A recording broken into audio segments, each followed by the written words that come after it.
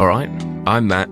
And I'm Jacquis. Welcome to the Nightly from Hatch, a slumber party for the pop culture lovers.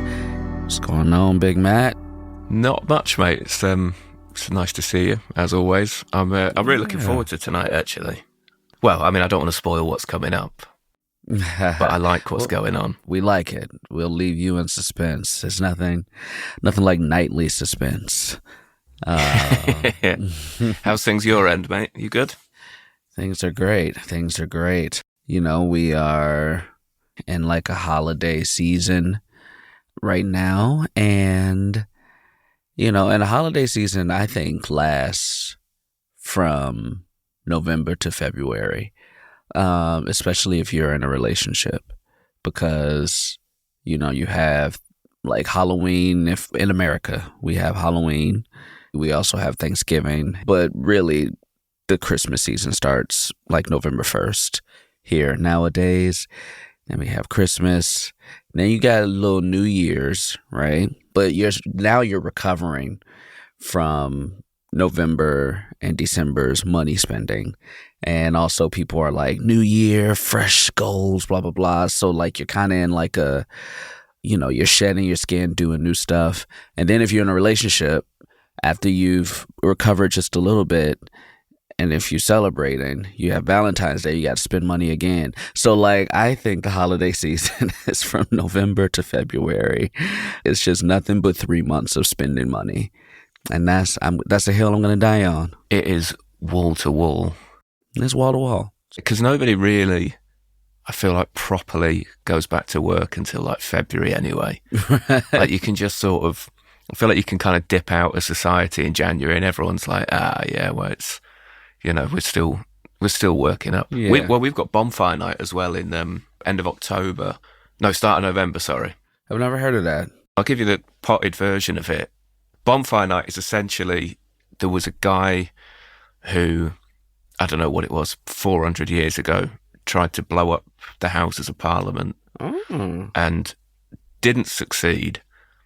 And now to really sort of drill home the point that you shouldn't do that, we have big bonfires where we still burn effigies of the guy.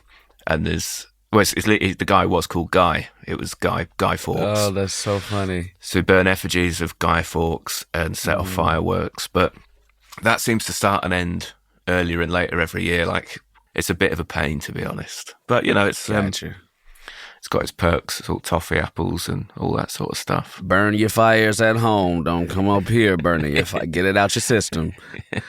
See what happens. Don't mess about with the government. But everywhere, I feel like a lot of places celebrate Christmas at the very least for the consumerism and the joy and the holiday fun of it. Yeah. It's interesting as well how other countries sort of celebrate it, because famously in Japan, a Christmas dinner is KFC, isn't it? That's the tradition. And I've got a friend specifically went over to kind of see what it would be like spending the Christmas season over there, which I'm sort of jealous of. But that's wild. Yeah, I can't imagine sort of being anywhere else for Christmas, though. It's a weird feeling. One day I want to do a cruise for Christmas. A cruise sounds frightening because at Christmas it's hard enough on land to get away from family that you don't want to talk to. That's true. If you're actually trapped with them at sea. That's true. That's why you just go with the family you want to go with or a partner. And you're really skipping Christmas with like family members. Because like nowadays, people do travel and things like that, but travel is not as easy as it is in Europe, for instance, domestically, or in the UK domestically. So like once family members start to like splinter off and move away, having like full Christmases where everybody comes together isn't as much of a given as it used to be, unfortunately. You know, we really only have by plane, considering how far you live from someone. No trains across the country that are fast, you know. Amtrak going from one state to one state will take almost 48 hours sometimes. So, yeah, it's rough. That is wild, isn't it? And one year we went to Florida and we were taking the train back from Florida to Chicago. That took us over 50 hours to get. Like, we slept twice on that train at night. 50 hours? Yeah, it was crazy. It was crazy. Was it one of those trains that's designed for sleeping on? Was it like it had sleeper cars? Yeah, there are a few that have sleeper cars, but not every, the majority of the people on the train are just sitting in regular seats. Man, for 2 days. It was whack. And the seats, like, the seats leaned down. But yeah, it was a little whack. It was a little whack. And just so you know, like, from Chicago to Florida is a little over 1,200 miles. So, Okay. It's a nice little distance. I mean, it's a long way. But 43-hour train ride, and then the trains are never on time or run efficiently. Was it just going super slow, or did it break down or something? What was that? No, it goes super slow. It stops a few times for no reason, and it just goes really slow. And it makes stops along the way, but like it was trash, and I was like, I don't want to do this anymore.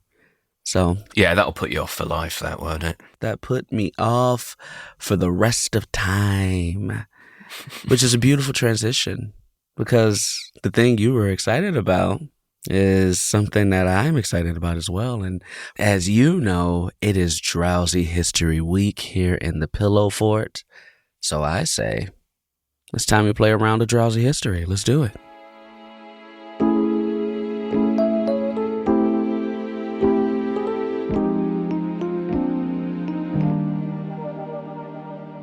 Here's what's happening. I'm going to prepare to tell you a history story, all from memory. And if we get stuck, we can just, rewrite what happens. Who cares? The history is whatever we make it, but funny and maybe not completely accurate, So that's what it is.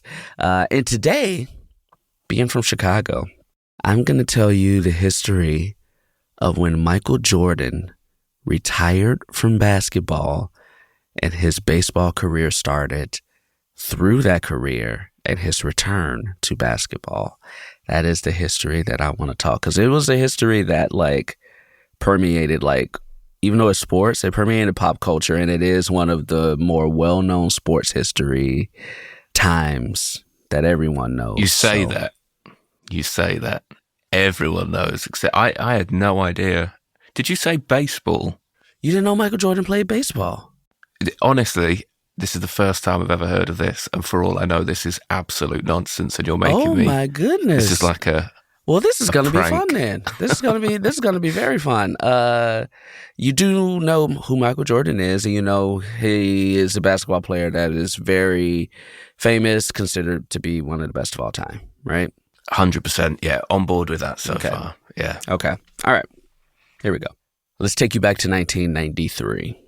Michael Jordan and the Chicago Bulls are fresh off a third championship, which in basketball terms we call a three-peat. Michael Jordan has fully cemented himself not only as a full-blown champion, but at this point, in the prime of his career, he is considered to be the best basketball player of all time. Not just in the NBA at that time, the best basketball player of all time.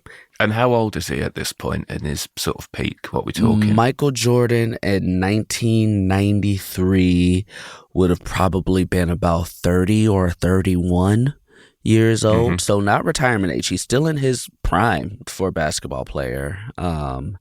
And now Michael Jordan also had some personal strife in his life. A lot of people may not know this, especially because, once he came back, the myth of Michael Jordan was so big. But in the first part of Michael Jordan's career, Michael Jordan and his dad were inseparable. Like, wherever Michael Jordan was, Michael Jordan's pops was, pretty close by. He was always around. Everybody knew MJ's dad. Michael Jordan's dad, unfortunately, passed away. And that left Michael a little distraught, obviously, right? And we get to the summer of 1993, after the Bulls have already won, and Michael Jordan calls a press conference. And all the Bulls are there. The press is there. This is unusual. Like, during the offseason, players don't call press conferences. There aren't player conferences. The basketball is dormant. We are in baseball season now. I suppose, especially at that time as well, it wasn't like the 24-hour news cycle. So there was stuff like this going on all the time, was there? This was so rare, but people are like, what's going on? What's going on? Michael Jordan calls a press conference to announce that he is retiring from the game of basketball. Out of the blue, the best player of all time, fresh off a championship. Nobody knows how anybody's going to beat the Chicago Bulls. Like, they are in the middle of a dynasty. The best player announces, I'm retiring from basketball. I no longer have the passion for it. I'm done with it. And I am going, because my dad loved it, I am going to play professional baseball. You see, Michael Jordan growing up, baseball was probably his first love, and it was his father's number one love. When basketball became MJ's favorite sport, baseball was still Michael Jordan's father's number one sport. And so, according to Mike, he wanted to challenge himself, and he wanted to do this in honor of his father, who always wanted him to kind of be a baseball player. The thing is, while there were multi-sport athletes out there, a lot of them did not take time away from the sport and then try to come back professionally. Michael Jordan hadn't played baseball since high school, so almost a good 12 plus years. Wow. And not only that, he was fully focused on basketball. However, it's Michael Jordan. Michael Jordan could do whatever he want, right? Especially when the owner of the Chicago Bulls, Jerry Reinsdorf, is also the owner of the Chicago White Sox, a Major League Baseball team. So Jerry Reinsdorf was like, I got to keep this dude close, and I got to keep him close to the family. I got to keep him within the Chicago organization. I still want to make money off this man. Michael Jordan wants to play baseball? Sure, go play baseball. Insane. Smart move. And so Jerry Reinsdorf was like, you have a spot in the Chicago White Sox organization. And lo and behold, come February, Michael Jordan is playing for the Chicago White Sox organization in their minor league system called the Birmingham Barons, which is their AA system. So is he's still got to go in kind of at the bottom then to work his way up? Okay. Kind of, but he doesn't even start at the total bottom. Like, you have players coming fresh out of like college, still playing, are going to be considered like, oh, this is going to be a major league player who started in single A. You have single A, double A, triple A, and then you have the majors. Michael Jordan had not played baseball since he was 18 years old, probably. And for him to come and go right to double A with players who were on their way to Major League Baseball, it was crazy, was insane.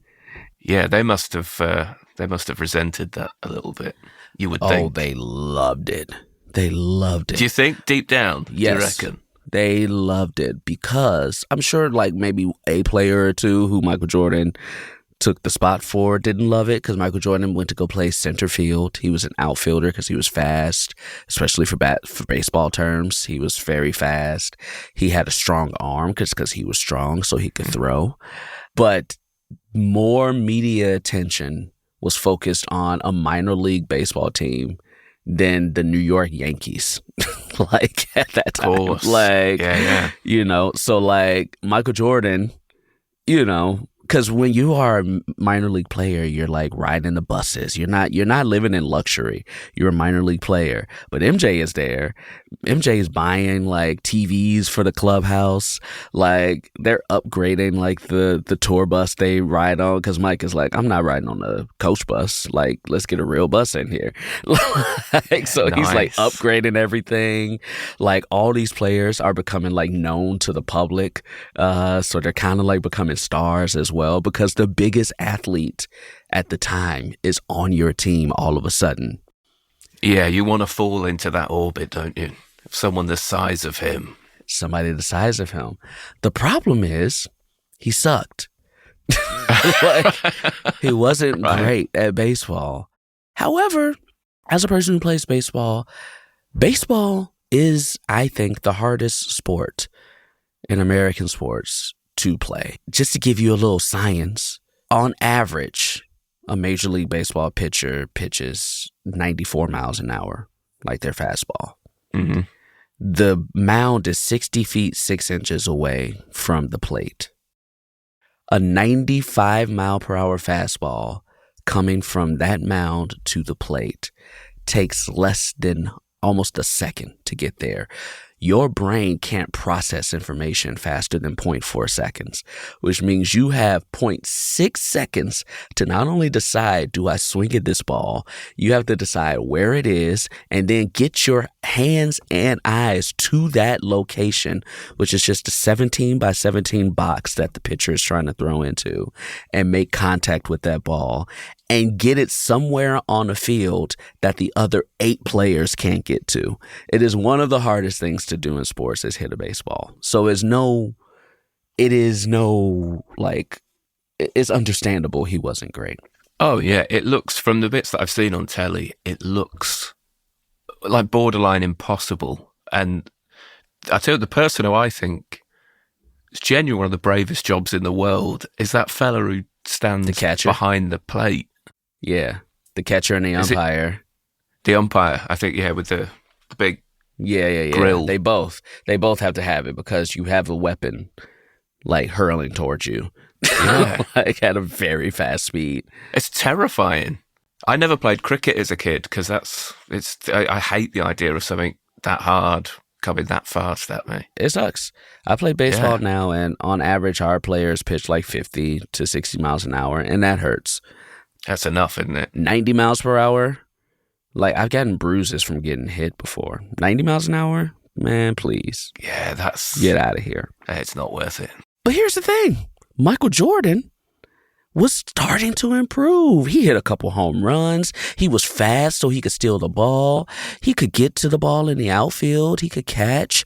And he was starting to see the ball better because the purpose of minor league baseball is to get better at baseball because the jump from college to the minors is huge. And the jump from the minors to the majors is also huge. Like, it is also the only sport where players are like, yeah, you're good.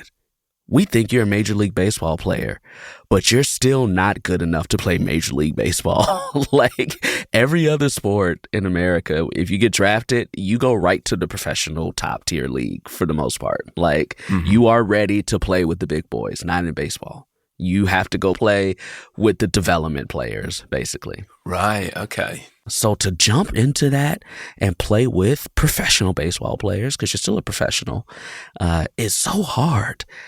Here's the thing.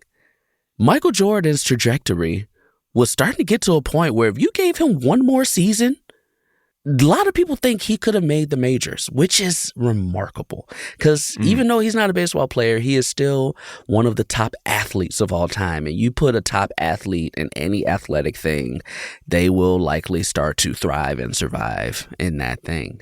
But in 1994-95, Major League Baseball went on strike and like all the players stopped playing.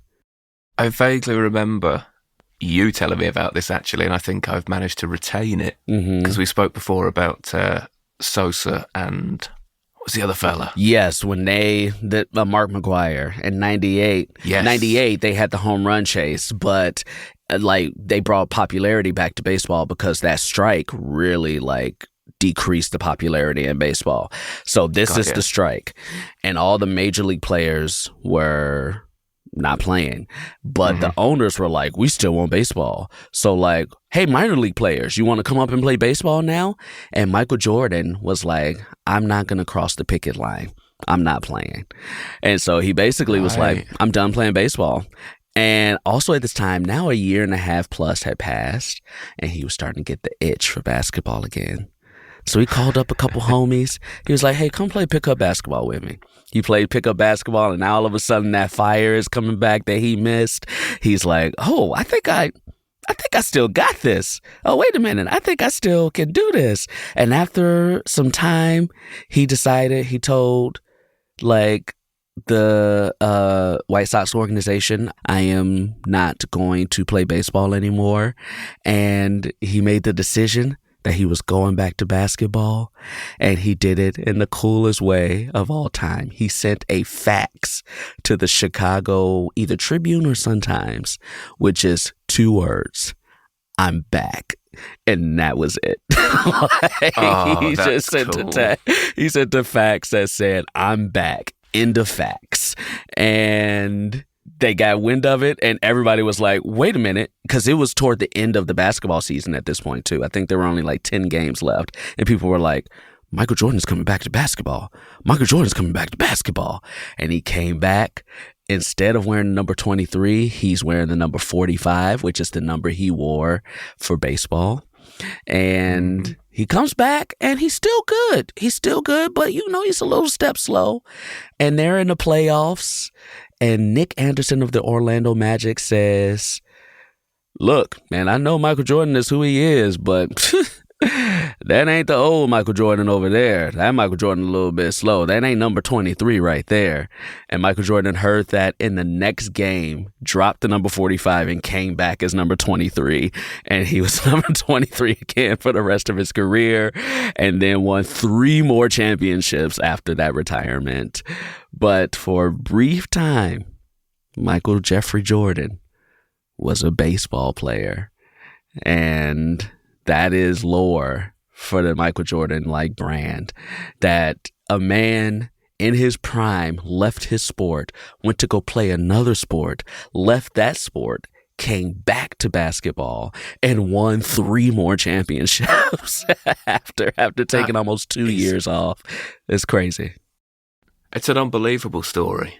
I feel like it's such a kind of inherently American story as well. It's sort of romantic, isn't it?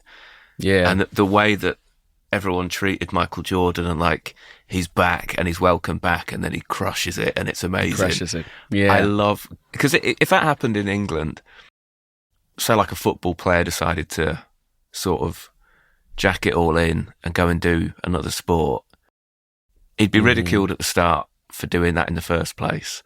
And then they'd be all over him while he's doing the new thing and ridiculing him for being bad at it.